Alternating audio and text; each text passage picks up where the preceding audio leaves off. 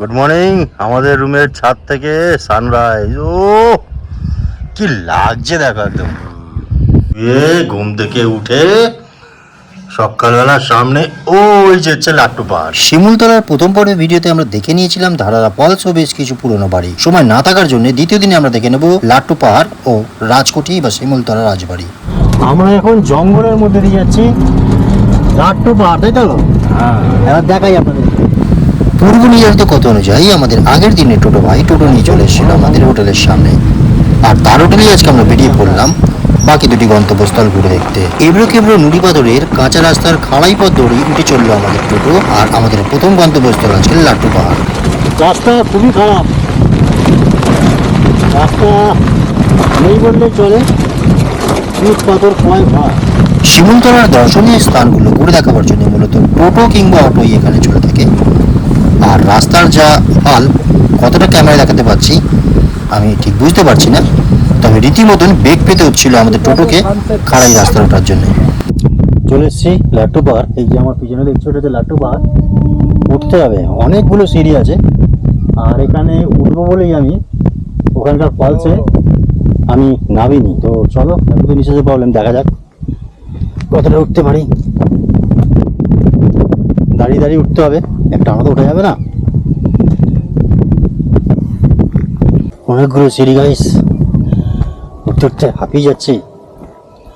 এমনি আমার দমের প্রবলেম, তার মধ্যে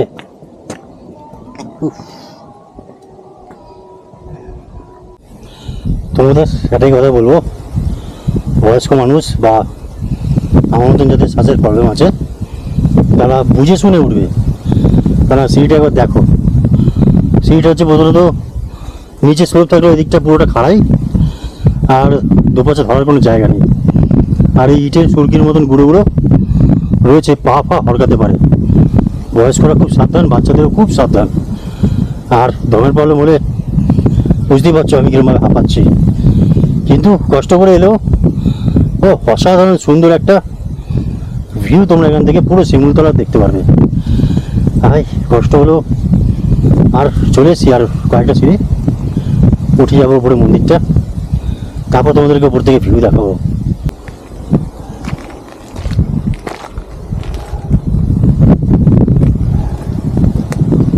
বাবু এখানে বিশ্রাম নিচ্ছে, আর এই যে লাট্টু পাহাড়ের টপ। জয় বাবা ভোলেনাথ। আর এখান থেকে ভিউ কিছুটা এরকম। সমতল থেকে প্রায় 1000 ফুট উচ্চতা বিশিষ্ট এই লাট্টু পাহাড়। লাট্টু পাহাড়টি অবস্থান করছে শিমুলতলা রেলওয়ে স্টেশন থেকে 3 থেকে 3.5 কিলোমিটার দূরত্বে, আর লাট্টু পাহাড় থেকে রাজকোটি বা রাজবাড়ির গড় দূরত্ব হচ্ছে 1 কিলোমিটার। সময়কে সাক্ষী করে ইতিহাস বহন করে লাট্টু পাহাড় রাজবাড়ি আজ দুজনের মুখোমুখি দাঁড়িয়ে। তো আমরা এসে পৌঁছেছি লাট্টু পাহাড়ের উপরে, আর পেছনে শিবজির মন্দির, কাজ চলছে শিবরাত্রির। আর এখানে ভিউটা কিরকম তুমি বলো না আমি বলবো? Super super. শিমুলতলা এলে শিমুলতলার মেন দুটো হচ্ছে আদর্শ জায়গা, একটা হচ্ছে লাট্টু পাহাড় আর একটা হচ্ছে রাজবাড়ি। এখানে আসতেই হবে এবং লাট্টু পাহাড়ে উঠতেই হবে, তাহলে আরো ভিউটা ভালো। দারুণ। আর এটাকে কি বলে জানেন তো? বিহারের শিমুলতলা হচ্ছে বিহারের সিমলা। দারুণ জায়গা। কেন বাঙালিরা এখানে ছুটি কাটাতে আসতো এবার আমরা বুঝতে পারছি। কি দুর্ধর্ষ জায়গা, এখন আপনাদেরকে আসতেই হয়। এখনো পর্যন্ত 26টা সিঁড়ি হয়েছে, তোমাদের জন্য গুনতে গুনতে নামছি। লাইক শেয়ার কমেন্ট একদম করবে, নাহলে কিন্তু বকে দেবো। আর কতটা ডেঞ্জার দেখো।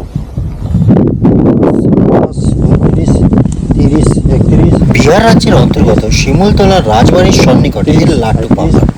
কেন এই পাহাড়ের নাম লাট্টু পাহাড়, কেই বা দিল এই পাহাড়ের নাম লাট্টু পাহাড়? স্থানীয় মানুষদের সাথে কথাবার্তা বলে যেটুকুনি আমরা বুঝলাম, এই পাহাড়ের আকৃতি কিছুটা উল্টো লাট্টুর মতন, সেখান থেকেই নামকরণ করা হয় এই পাহাড়ের লাট্টু পাহাড়। 15, 12, 13, 14, 15, 16, 18, 19, 20। তো 120টা মতন, এবার প্লাস মাইনাস 2-3 ধরে নাও। 120টার মতো। লম্বা লম্বা ফ্লাইট, লম্বা ফ্লাইট গুনিনি তো, ধাপগুলো গুনেছি। ধাপগুলো 1000 ফুট হাইট। তো এই ছিল লাট্টু পাহাড়। কেন নাম লাট্টু দিয়েছে এবার বুঝতে পেরেছি। এখান থেকে না মাথাটা লাট্টুর মতন বাবা বাবা করে করছে, এর জন্য নাম হচ্ছে লাট্টু পাহাড়। চলো অটোটের বিশ্রাম নিই। এবার দেখতে আমার পুরনো বাড়ি, তাই তো? লাট্টু পাহাড়কে বিদায় জানিয়ে আমরা বেরিয়ে পড়লাম নলডাঙ্গা রাজবাড়ি বা শিমুলতলা রাজবাড়ি কিংবা রাজকোটি বা রানীকোটি। এতগুলো নাম নিয়ে ঐতিহাসিক সাক্ষী বহন করে দাঁড়িয়ে রয়েছে শিমুলতলা রাজবাড়ি। লাট্টু পাহাড় থেকে গড় দূরত্ব 1 কিলোমিটার। যদিও লাট্টু পাহাড় থেকে এর দৃশ্য দারুণ এবং মনোরম লাগে। আসুন সামনে থেকে দেখে নেব এই রাজবাড়ি। তো অবশেষে আমরা চলে এসেছি আমাদের শিমুলতলা রাজবাড়ি। এই কোন জায়গায়? রাজাকোটি শিমুলতলা না? তো চলো আমরা যাই রাজাকোটিতে।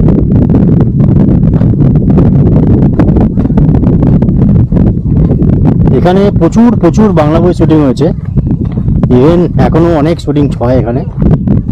আর এখানে দুর্গেশ্বর গুপ্তধন থেকে শুরু করে আমাদের ছোটবেলার হীরক রাজার দেশে দড়ি ধরে মারো টান রাজা হবে খান খান, এখানেই শুটিং হয়েছিল।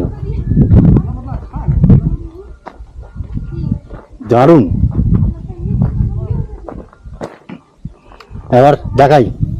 একসময় বাংলা চলচ্চিত্র জগতের এক অন্যতম শুটিং স্পট ছিল এই শিমুলতলা। সত্যজিৎ রায়ের মহাপুরুষ, তরুণ মজুমদারের দাদার কীর্তি, ভালোবাসা ভালোবাসা পবিত্র চলচ্চিত্রের আউটডোর শুটিং এর জায়গা হিসাবে শিমুলতলা ছিল অন্যতম। এছাড়াও স্বাস্থ্য উদ্ধারের জন্য বাঙালিরা পশ্চিমে তো যেতেন, আর পশ্চিম মানে যে শিমুলতলা তার কোনো বিকল্প নেই। অনেকে একে বিহারের সিমলা বলেও আখ্যায়িত করে থাকেন। বিখ্যাত চলচ্চিত্র শিল্প তরুণ মজুমদারের ভালোবাসা ভালোবাসা বইতে প্রথমেই যে দৃশ্যটি দেখানো হয় পাহাড়ের মধ্যে সানসেটের, সেটি আর কোথাও নয়, এই শিমুলতলারই লাট্টু পাহাড়ের। সময়ের সাথে সাথে ইতিহাসের সাক্ষী হয়ে আজও দুই প্রকৃত বন্ধুর মতন ইতিহাসের সাক্ষী হয়ে দাঁড়িয়ে রয়েছে শিমুলতলা রাজবাড়ি ও লাট্টু পাহাড়। তৎকালীন পরাধীন ভারতবর্ষের বাংলাদেশের নাটোরের রানীমারাতে তৈরি হয়েছিল এই শিমুলতলা রাজবাড়ি। লোকমুখে এও জানা যায় এই রাজবাড়ি সাক্ষী হয়ে রয়েছে বহু বৈপ্লবিক কাণ্ডকারখানায়। অনেক বিপ্লবীরা এখানে এসে তাদের মিটিং সারতেন। এবার ওপরটা চলা যাক।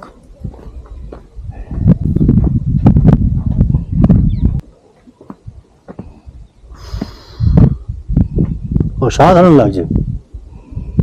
হ্যাঁ,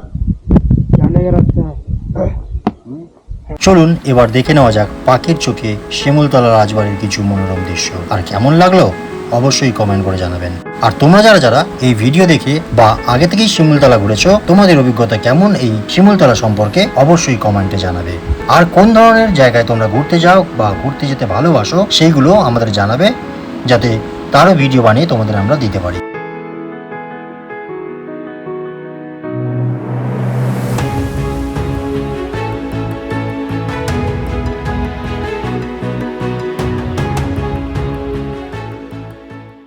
তো এটা ছিল আজকে শিমুলতলা রাজবাড়ি। আর রাজবাড়ির ঠিক সামনেই রয়েছে লাট্টু পাহাড়, জাস্ট একদম অপোজিটে। এবার দেখাই আপনাদেরকে। এই হচ্ছে লাট্টু পাহাড়, আর রাজবাড়ির লাট্টু পাহাড়ের মাঝখানে এখানে হচ্ছে জলাশয়, যেখানে রাজারা কি করত, বিভিন্ন জলের যেমন স্নানাদি বা জলের যে কোনো কাজ তারা এই পুকুর থেকেই কিন্তু সম্পন্ন করত। তো কেমন লাগলো অবশ্যই জানাবে। কি দাঁড়ান চললেন কোথায়? আপনাদের নিয়ে আসছি কলকাতারই একদমই কাছে নিরিবিলি সমুদ্র সৈকত, থাকা খাওয়া সব কিছু। ডিটেল জানতে চ্যানেলটাকে সাবস্ক্রাইব করে নিন। টাটা, আবার দেখা হবে নেক্সট এপিসোডে।